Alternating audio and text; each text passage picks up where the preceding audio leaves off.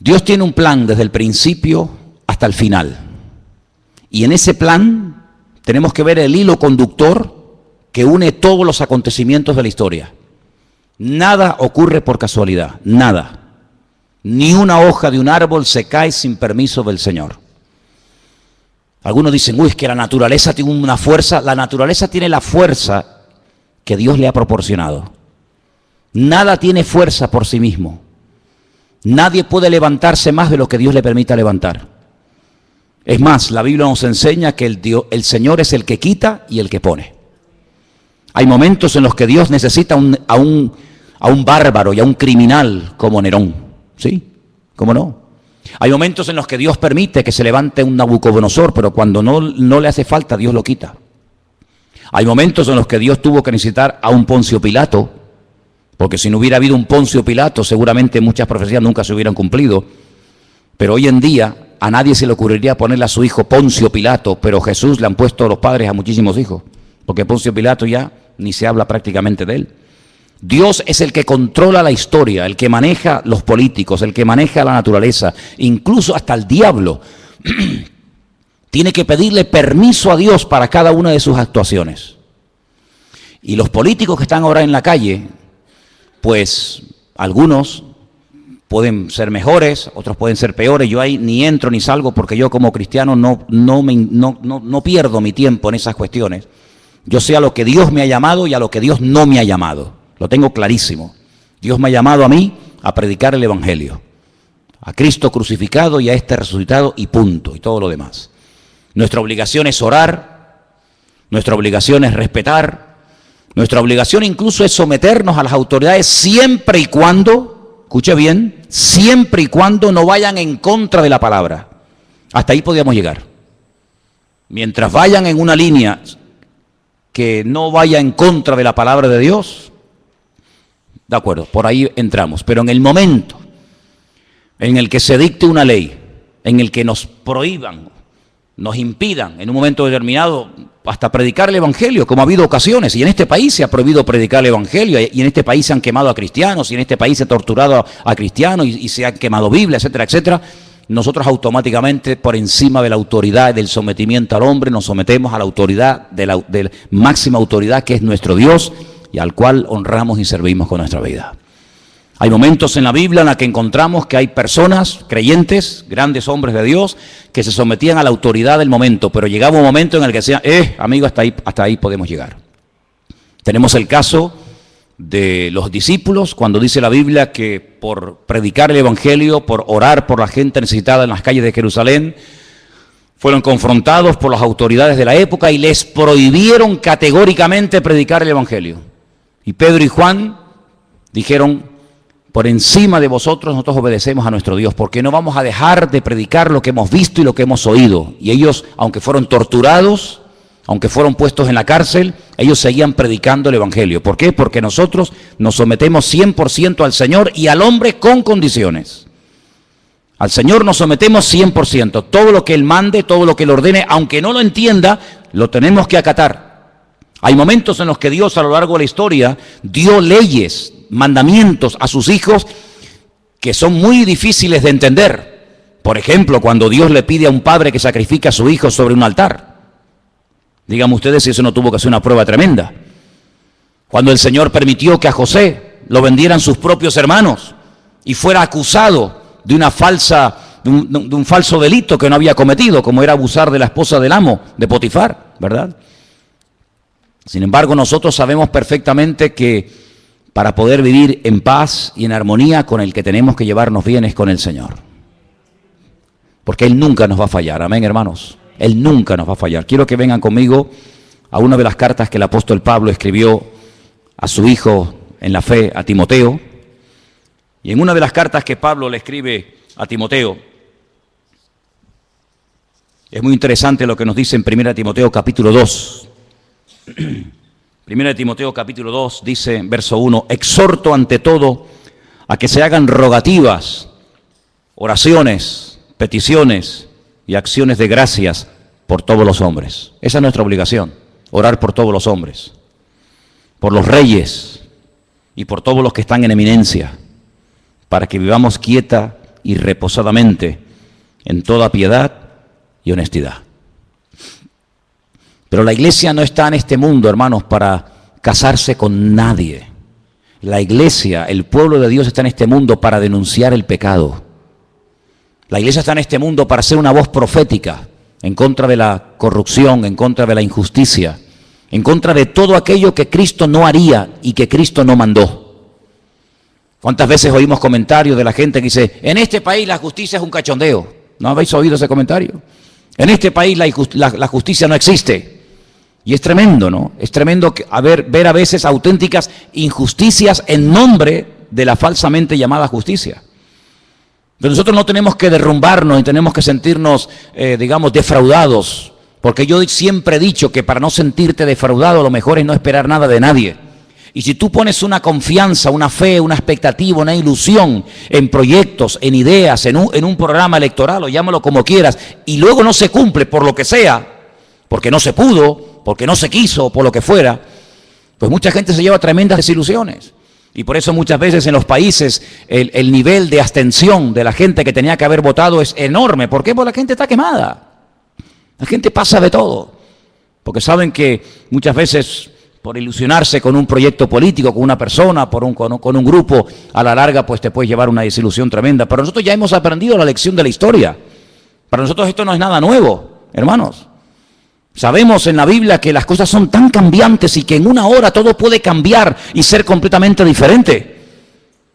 Dice la Biblia que hubo un momento en Canaán, en la tierra de Canaán, donde vivía Jacob con sus hijos, que había hambre, había necesidad, no había trabajo, los animales estaban muriendo de sed, no había comida, no había nada. Y Jacob manda a sus hijos a Egipto. Y todos conocemos, hermanos, que allí en Egipto se encontraba su hijo José. Y todos, para no alargar demasiado la historia, todos sabemos que con el paso del tiempo, toda la familia, casi 70 personas, deciden trasladarse de Canaán a Egipto. Y cuando llegan a Egipto, pues José es una de las personas más importantes del imperio de Egipto. Y el faraón le dice, oye, recibe a tu padre y las mejores tierras, las mejores posesiones, dáselas. Y se fue a la tierra de José, en la desembocadura del río Nilo. Y allí pues ellos llevaron una vida de maravilla. Pero dice la Biblia que cuando murió ese faraón, todo cambió. Aquello que empezó tan bonito, aquello que empezó siendo algo tan maravilloso, una puerta abierta de ser pobre gente allí en Canaán que no tiene ni para comer, ni agua tenían, y ahora verse como las personas más importantes de Egipto, pero todo cambió. Dice que se levantó otro faraón que fue completamente diferente al anterior faraón y lo fue convirtiendo paulatinamente, poco a poco, en la mano de obra barata, en auténticos esclavos. Y aquello que empezó tan bonito, terminó siendo un desastre. Y dice que la aflicción, el llanto, la muerte, la esclavitud se apoderó de aquellos miles y miles de personas que se habían ido reproduciendo y reproduciendo en Egipto. Y bueno, y cada día era peor, y más presión, no salieron a tiempo. Tenían que haber salido antes. Pero no supieron discernir los tiempos, se quedaron demasiado tiempo en Egipto. Tenían que haber ido y salir, pero se quedaron allí. ¿Por qué? Porque se salían cómodos, había trabajo, había abundancia, había prosperidad. ¿Para qué voy a volver otra vez a Canaán? ¿Para qué? No salieron a tiempo. Y dice la Biblia que de la noche a la mañana se promulga un edicto donde el faraón decreta que todos los niños tienen que morir asesinados, arrojados vivos al río Nilo. Y dice, pero bueno, ¿y a qué viene esto? Amigo, el diablo también tiene sus planes, ¿sabes? El diablo también tiene su agenda, tiene sus proyectos, tiene sus objetivos. Y dice la Biblia que el pueblo comenzó a clamar. El pueblo comenzó a desesperarse porque veían que aquello iba a peor y a peor y a peor. Y todos conocemos, hermanos, que después de 40 años prácticamente de no saber nada de este hombre, de repente el Señor llama a un anciano, porque ya Moisés era un hombre ya muy mayor, y el Señor lo llama, le dice, saca de la esclavitud a mi pueblo. ¿Quién lo diría? ¿Quién lo diría cuando José fue y habló con el faraón, y se presentó ante el faraón, y repartieron aquellas tierras, y se les permitió construir ciudades para que ellos vivieran tranquilos, con sus leyes, con sus costumbres, con sus tradiciones, con sus cánticos, con su típica vida, ¿verdad? ¿Quién les iba a decir que aquello se iba a convertir en una auténtica tragedia y dolor? Pero bueno, así son las cosas. Y tuvieron que aprender que poner la confianza, poner la fe en el hombre es lo peor que una persona puede cometer en esta vida. Hemos aprendido de la historia, hermanos, hemos aprendido los cristianos a base de sangre, a base de martirio, a base de muerte. Maldito el hombre que confía en el hombre. Es interesante notar que cuando el Señor Jesucristo le dice a sus discípulos en el Monte de los Olivos que la ciudad de Jerusalén va a ser sitiada, que el templo va a ser destruido, con una agresividad tan brutal que dice que no quedaría ni piedra sobre piedra, es interesante que la historia dice que muy pocos cristianos murieron en aquellos días, en el año 70 después de Cristo en Jerusalén, porque ellos habían recordado, ellos sabían que el Señor Jesucristo había profetizado la futura destrucción de Jerusalén y del templo. Y dice que murieron miles de judíos, pero muy pocos cristianos. ¿Por qué? Porque recordaban las palabras del Señor y el que tenían que salir de allí y supieron interpretar los tiempos. Y nosotros si algo necesitamos hoy en día más que nunca es discernimiento espiritual. Amén. Las cosas no ocurren por casualidad, saber por qué pasan estas cosas y de dónde salió y por qué está ocurriendo esto. Y hermanos, estamos oyendo en estos días en televisión nombres de los tiempos de la Biblia. Dice la Biblia que el primer poderoso de la tierra, por así decirlo, el primer tipo del anticristo, el primero de todo fue Nimrod. Tremendo. Y en estos días hemos oído hablar de la destrucción de la ciudad de Nimrod, ¿verdad? ¿Qué te parece? Y estamos oyendo hablar otra vez de Nínive. Y estamos oyendo hablar de lugares bíblicos. Pero es que la palabra de Dios nos enseña que esos sitios quedarían totalmente arrasados y que no quedaría piedra sobre piedra y que esas ciudades serían cueva de hurones y de chacales. Y estamos viendo cómo estas personas entran en ciudades emblemáticas con una cultura y con una trayectoria y con una arqueología y etcétera, y vienen y arrasan con todo, pero eso es casualidad, no. Está escrito en la palabra, hermanos, tenéis que leerlo. Está escrito en la palabra que de esas ciudades no quedaría ni el polvo, ni el recuerdo de esas ciudades. Y estamos viendo cómo se están cumpliendo las palabras del Señor, las profecías de una forma impresionante. Y tenemos que abrir nuestros ojos porque la Biblia dice que el Espíritu estaría hablando a la iglesia continua y permanentemente. Y tenemos que oír lo que dice el Espíritu. Tenemos que saber interpretar lo que está ocurriendo, porque nada, vuelvo a repetir, ocurre por casualidad. Es interesante notar, yo leía en esta semana que cuando le llega la noticia al patriarca Abraham de que dos ciudades muy importantes de la época iban a ser totalmente destruidas y nunca más se volverían a reconstruir, me refiero, como sabéis, a Sodoma y Gomorra, la Biblia nos enseña que Abraham empezó a orar, porque Abraham conocía a Dios. Y Abraham le dice al Señor, Señor, tú vas a destruir en las ciudades al justo y al injusto. Tú no eres así, yo te conozco. Si en esa ciudad hay 50 justos, tú vas a destruir una ciudad habiendo 50 justos en ella. Y el Señor le dice, si yo encuentro 50 justos en la ciudad, no la destruyo. Luego hay como una protección en una ciudad cuando hay un cierto y determinado número de creyentes. El problema es que no había 50. Pero cuando Abraham ve tan determinado al Señor y le dice, bueno, pero es que a lo mejor no hay 50, pero puede haber 45, y va bajando, y a lo mejor hay 40, y a lo mejor hay 35, y a lo mejor hay 30.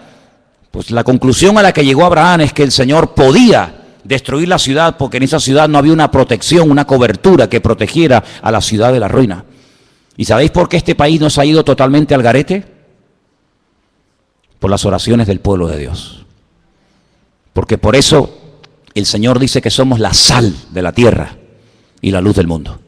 Si no fuera por los creyentes, Venezuela ya no existiría, España ya no existiría. Muchas naciones de la tierra donde se han hecho auténticas barbaridades y se siguen haciendo, ya no existirían. Serían pasto de las llamas, serían destruidas por un terremoto, sabe Dios por qué, pero todavía se mantienen en pie por la misericordia del Señor. Porque allí están los hijos de Dios, clamando de noche y de día. Y hay momentos en los que Dios confronta a los profetas y le dice, yo no quería destruir Jerusalén, pero es que no encontré a un hombre, dice, no encontré ni a uno que hiciera vallado, no encontré ni a uno orando, y como no encontré a uno, pues la destruí. Hay como una protección, hermanos. Es interesante notar que cuando las tribus de Israel en el desierto reciben la orden de ir a tomar posesión de la tierra de Canaán, la Biblia nos enseña que Moisés mandó lo explicamos en su momento, no sé si os acordáis, que mandó a 12 exploradores.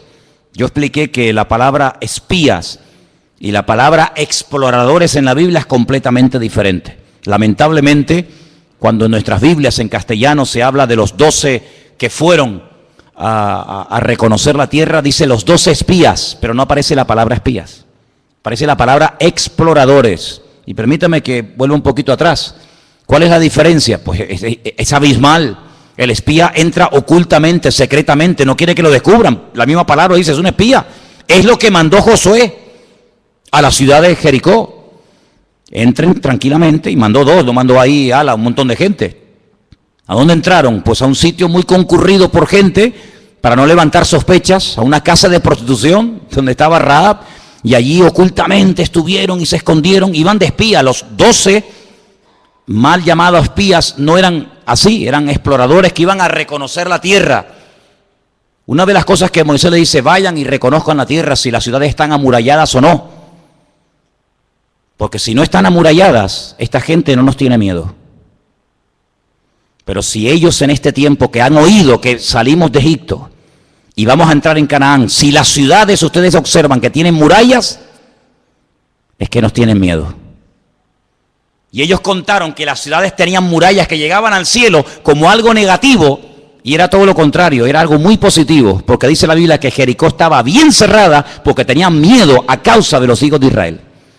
Entonces ustedes vayan, y si ven a toda la gente con las puertas abiertas, las ventanas abiertas, sin murallas, es que no nos tienen miedo, esta gente son terribles. Pero si están dentro de las ciudades y las cierran por la noche, es que nos tienen pánico. Ellos pensaban que era algo negativo. Dice la Biblia que una de las cosas que le dice Moisés, dice, vayan y díganme si en la tierra de Canaán hay árboles. Qué pregunta más tonta, ¿cómo no va a haber árboles en un país? Es normal que por lo menos haya un árbol, ¿no? Pero es que la palabra árbol en la Biblia es sinónimo de hombres. Por eso empezamos el culto cantando el Salmo 1. Bienaventurado el varón que no anduvo en consejo de malos, ni en silla de escarnecedores se ha sentado, sino que en la ley del Señor medita de día y de noche. Será como árbol plantado junto a corrientes de agua. Porque Moisés sabía perfectamente que si en el país de Canaán había árboles, había personas arraigadas, cimentadas en la palabra, Canaán no podía ser tomada. No podía ser destruida, porque el creyente protege el lugar en el que vive. Aunque el vecino no se lo merezca, aunque la autoridad esté corrupta, por el hecho de haber presencia de creyentes, el Señor protege y bendice ese país. Así es. Pero cuando volvieron dijeron, sí, no vimos árboles, entonces podemos atacar y destruir el país. ¿Qué te parece? Así que tu presencia, mi presencia, la presencia de todos y cada uno de nosotros, protege a esta nación. Y lo que esta nación necesita realmente es un arrepentimiento genuino delante del Señor. Desde el rey hasta el último que quiere entrar, que hagan una convocatoria y que pidan perdón delante del Señor, porque ninguno de los políticos, ninguno de los que están en estos días hablando en televisión y se entran y salen y nos entrevistan, ninguno menciona la palabra Dios, perdón, arrepentimiento, Biblia, reconciliación, ninguno. ¿Cómo voy a poner mi confianza en un hombre que no habla de Dios para nada? Cambio, pero ¿quién puede producir cambios sino solamente el Señor? Porque los cambios que produce el hombre no me sirven, pero los cambios que produce el Señor permanecen para siempre. ¿Cuántos dicen amén? ¿Cómo podemos hablar de esperanza y de ilusiones y de una nueva expectativa? Pero ¿en base a qué? ¿En base a qué edificamos nuestra fe? ¿En base a qué esperamos algo nuevo? En base a las promesas de Dios. Dice que como las promesas de Dios son sí y amén en Cristo Jesús, nosotros esperamos cielo nuevo y tierra nueva. Pero tenemos la confianza en la base de la palabra de Dios. Pero ninguno menciona a Dios para nada. ¿Y cómo pretenden gobernar sin Dios cuando Él dijo, separados de mí, nada podéis hacer? ¿Cómo pretendemos llevar un país por el buen camino? ¿Cómo pretendemos llevar a la juventud de esta nación por el buen camino? ¿Cómo pretendemos que haya paz, que haya justicia, que haya reconciliación, que haya trabajo, que haya prosperidad sin Dios? Es lo que le dijo Satanás al Señor: si postrado me adorares, te daré todos los reinos de la tierra. Es pan sin Dios. Ya muchos propusieron pan sin Dios, ¿verdad? Pero nosotros solamente os digo algo, hermanos, tenemos que orar para que nuestra fe no decaiga en estos días, para que nuestra confianza esté puesta en el Señor. Porque verdaderamente, hasta que en este país no haya un reconocimiento y un arrepentimiento delante del Señor, no habrá un verdadero cambio. ¿Nosotros por qué hemos cambiado? Porque el Señor nos cambió. ¿Por qué seguimos cambiando y tratando de mejorar? Porque el Señor pone ese sentir en el corazón. Pero ¿cuántos políticos son ateos? ¿Cuántos políticos aprueban la homosexualidad, el lesbianismo, el aborto? ¿Cuántos? Todos somos iguales. Mentira. ¿Cómo que todos somos iguales? ¿Cómo va a ser igual un hombre que una mujer? ¿Cómo va a ser una mujer igual que un hombre? ¿Cómo va a ser igual un anciano que un niño? ¿Cómo va a tener los mismos derechos una persona que es un vago, que no ha trabajado en su vida, ni quiere trabajar, ni quiere cambiar, sino quiere vivir del cuento? ¿Cómo le voy a quitar yo a este, que es una persona que ha trabajado, ha sufrido, ha sudado la camiseta, y se lo voy a quitar a este para dárselo a este que es un vago? ¿Pero por qué? Cuando la Biblia dice, esfuérzate, esfuérzate, esfuérzate, y Dios es galardonador de los que le buscan, y el que no le busca, pues no te galardona, hijo. Pedid y recibiréis. ¿Pero por qué recibo? Porque he pedido. ¿Y por qué he hallado? Porque he buscado. ¿Y por qué el Señor me bendice y me prospera? Pues porque hago lo que Él manda en su palabra. Dijo el Señor, ¿queréis ser mis amigos? Claro, pues haced todo lo que yo os digo. Es decir, sin obediencia no puede haber bendición. Querer los panes y los peces, pero no quererlo a Él, es una temeridad y es un insulto al amor de Dios. Y la gente quiere la bendición, la gente quiere los panes y los peces, la gente quiere lo bueno, pero no quieren pagar el precio. Y el precio, ¿saben cuál es? Sometimiento a la ley de Dios.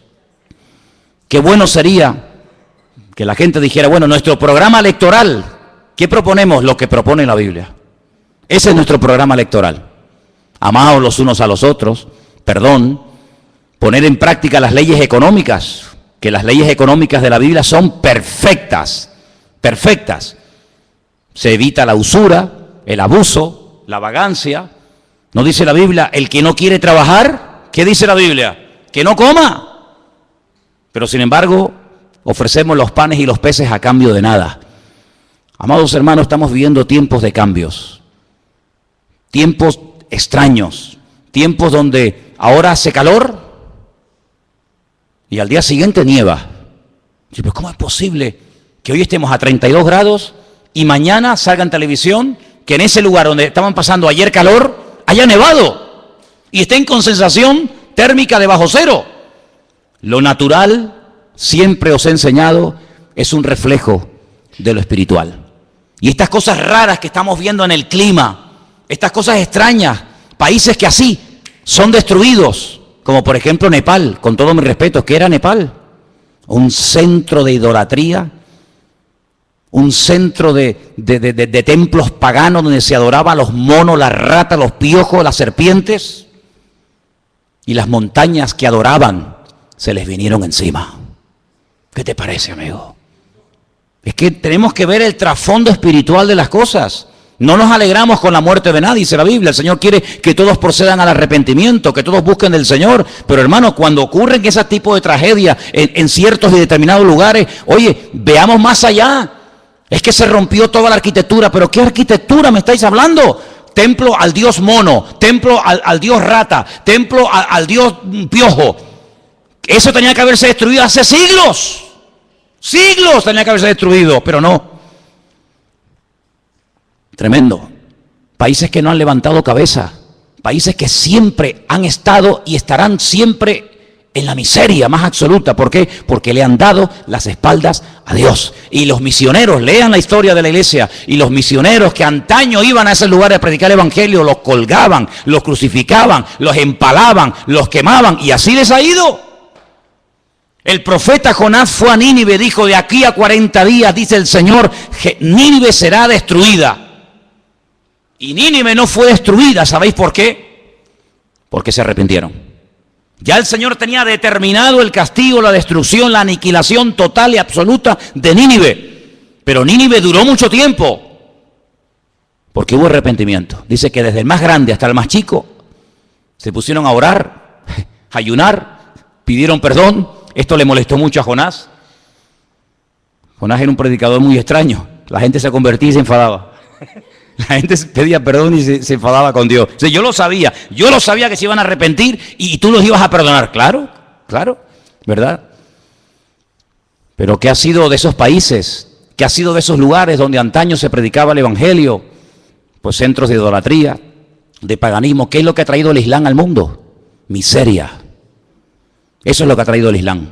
Miseria, pobrezas, donde 4 viven como reyes y el resto del pueblo ni en la Edad Media. Eso es lo que ha traído el Islam, el Corán. Miseria, pobreza, injusticias, países que no terminan de levantar cabeza. Qué tremendo, ¿verdad? Por eso, amados hermanos, nuestra confianza no está en el hombre. Nuestra confianza está en Dios. Si me preguntan ustedes, ¿y tú qué vas a hacer? Yo no creo en el hombre, en ninguno de ellos, en ninguno de ellos, en ninguno. Porque la historia nos ha demostrado a nosotros los cristianos que lo que empieza muy bonito, al final puede terminar convirtiéndose en una auténtica ruina. Y mi expectativa, mi confianza no está puesta en el hombre, mi confianza está puesta en el Señor. Nuestra obligación, ¿cuál es? Orar. Eso sí tenemos que hacer. Orar, porque esa gente sin oración son vulnerables. ¿Se imaginan ustedes un rey? ¿Se imaginan ustedes un presidente de un gobierno? ¿Se imaginan ustedes un gobierno sin la ayuda del Señor? Es una locura, una auténtica temeridad. Y las barbaridades que se han hecho, lo que se ha saqueado, lo que se ha robado, lo que se ha mentido, lo que se ha tapado, ha sido algo realmente tremendo. Y la iglesia tiene que despertar ante la realidad de que a veces hay mucha corrupción y mucha tiniebla porque hay poca luz. Cuando hay poca luz, parece que hay muchas tinieblas. Pero cuando hay luz, las tinieblas se disipan, por pequeñas que sean. Tenemos que comenzar a tomarnos más en serio nuestra relación con Dios. Tenemos que comenzar a orar más por esta nación, para que el Señor verdaderamente ponga su mano y reconozcan que la única forma de llevar a este país a buen puerto es por la ayuda del Señor. Si no es por la ayuda del Señor, todos nosotros veremos con nuestros propios ojos cómo este país nunca levantará cabeza. Porque España, sinceramente, por la historia, España no merecía ni existir. Pero Dios ha tenido tanta misericordia y compasión de este país, pero porque en este país se ha derramado mucha sangre de hombres y mujeres que dieron su vida por Cristo. Cuando miramos al continente latinoamericano, desde prácticamente el sur de los Estados Unidos hasta la Patagonia, donde hay millones y millones y millones, docenas de países que hablan nuestro propio idioma, ¿verdad? Y la Biblia que utilizan es igual que la nuestra, pero ¿quién la tradujo? ¿Quién tradujo esa Biblia? Un hombre que se jugó la vida y un hombre que murió como un mártir por escribir la Biblia al idioma castellano. Y los que dieron su vida por introducir la Biblia en nuestro propio idioma para que nos llegara hasta el día de hoy, ni te imaginas, ni te imaginas. Y Dios ha tenido misericordia de este país, porque millones de personas han llegado a conocer la palabra de Dios, han llegado a servir al Señor, a predicar el Evangelio, a conocer la voluntad de Dios, porque alguien un día les tradujo la Biblia en su propio idioma. Y por eso Dios ha tenido misericordia. Pero si no fuera por esas cosas, realmente no nos mereceríamos absolutamente nada, porque los desastres que hemos hecho en el nombre de Dios han sido terroríficos, terroríficos. Por lo tanto, lo que tenemos que hacer es orar. Orar, orar, orar. Señor, pon tu mano. Toma las riendas de este país, Señor. Y ¿saben una cosa? La Biblia dice que cuando nos humillamos, Dios sana la tierra. Dice, si mi pueblo se humillare, invocare mi nombre, yo sanaré la tierra. Ya que no lo quieren hacer los que lo deberían de hacer, hagámoslo nosotros. Oremos al Señor, pidamos perdón al Señor por los pecados, pidamos al Señor misericordia. No nos estemos involucrando en batallas que no son nuestras batallas. Me llama mucho la atención cuando Pablo dice, yo he peleado, sí, pero la buena batalla, No la batalla, no, la buena batalla. Hay batallas que yo no las peleo, no me interesa, no son mi batalla, no son mi guerra. He peleado la buena batalla. Hay batallas que como te metas te matan. Mira Jonatán. Jonatán fue a la batalla, fue a la guerra, pero no tenía que estar allí. Era una guerra perdida de entrada. ¿Por qué? Porque el rey no tenía el respaldo del Señor. Su padre había sido desechado por el Señor. ¿Para qué se tiene que enrolar él en una batalla que le va a costar la vida? Y así fue. Lo mataron a él, a sus hermanos, a su padre, porque se metió en una batalla en la cual Dios no estaba. Y hay gente que se mete en camisas de 11 varas, pero el apóstol Pablo dice, no, yo he peleado la batalla, pero la buena batalla, la batalla de la fe, la batalla del evangelio, y he mantenido la fe, he guardado la fe. Me dejaron solo, no estuvo nadie conmigo en mi primera defensa, pero el Señor estuvo conmigo, dice la Biblia. Y él, hermanos, les recomendaba a los creyentes que dada la presión social y política de la época, dice, oren, rueguen al Señor para que tenga misericordia y para que ponga su mano sobre la vida de todos y cada uno de sus hijos. Y eso es lo que queremos hacer, amén, hermanos. Queremos orar para que no nos dejemos seducir, ni sorprender, ni entusiasmar por las promesas del hombre, sino por las promesas de Dios. Yo le digo a mucha gente y termino, si algunos tuvieran más fe en las promesas de Dios que en las promesas de los hombres, ¿qué tipo de creyente sería más diferente? Hay gente que tiene una fe a pie juntillas en lo que prometen, en lo que dicen, en lo que van a hacer, en lo que no van a hacer. Si tuvieras la misma fe en las promesas del Señor, madre mía, qué maravilla de creyente sería. Sería algo espectacular. Así que, amados hermanos, vamos a orar en esta noche. Cierra tus ojos ahí donde estás. Y vamos a pedirle al Señor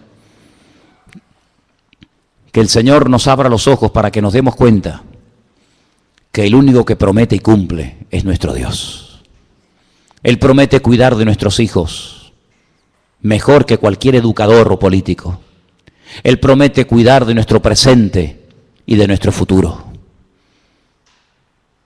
Él promete sanar nuestras dolencias y enfermedades. Él promete abrirnos puertas cuando en esta vida todas las puertas por la edad o por lo que sea se nos cierran, pero Él abre puertas a sus hijos. Aleluya. Dice, yo volveré a derramar agua en el desierto. Yo volveré otra vez a hacer una cosa nueva que sorprenderá al mundo entero. Y por eso nuestra fe, que es un tesoro precioso, no la pongas, no la deposites, no la hipoteques en lo que no es de Dios. La fe se te dio para que la usaras para el reino, para ponerla en el Señor, para ponerla en la palabra, pero ten cuidado, no estés utilizando tu fe para un uso inadecuado, para algo que no tiene nada que ver con el reino y con lo que la palabra de nuestro Dios nos enseña. Nuestra fe tiene que estar puesta en el Señor. Al Señor tu Dios adorarás y a Él solo servirás. Él quiere la exclusividad. El Señor te quiere todo, 100% para Él. Y en esta tarde, Señor, queremos unirnos como iglesia y oramos por España, Señor. Oramos por el futuro de este país. Tú sabes, Señor, lo que este país, esta nación necesita.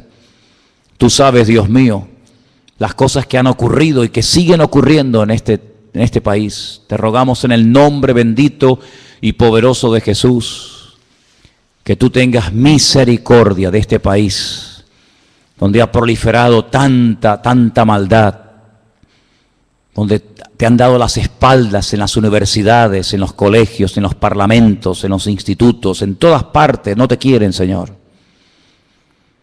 Pero, Señor, te pedimos en el nombre de Jesús que por amor a tu pueblo y por amor a tus hijos, bendice, Señor, sobre todo a tu pueblo que aquí está en este país.